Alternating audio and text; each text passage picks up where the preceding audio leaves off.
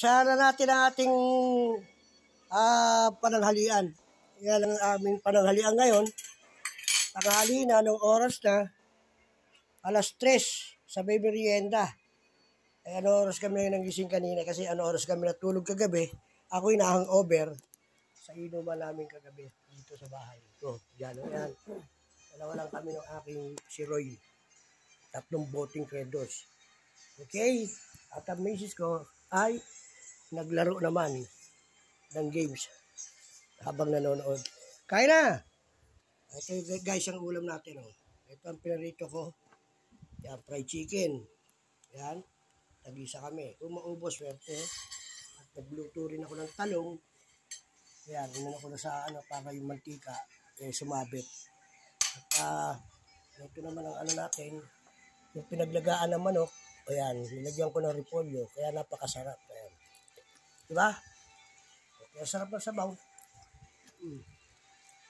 At meron naman tayo dito mga sausawan na toyo. Bigyan nga pala natin ito ng lemon. At pinagaan ko ng sili. At ang aking sausawan na para sa manok, sa asawa ko, ketchup at saka Mang Tomas. Ayan. Sa kanya yung pek. At may panghimagas tayo rito sa atin na pakwan. Unahin natin ang pakwan kung gano'ng katamis. Matamis.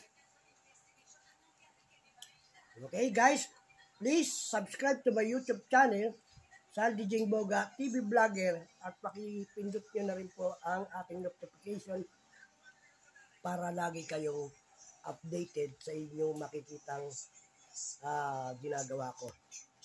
At shout out nga pala sa lahat ng mga kahit yun na nanonood sa aking YouTube channel, nag-like at nagpapasabing, wow, Lods, napakasarap ng luto mo, masarap yan. Maraming salamat po sa inyo lahat at sa aking Facebook page.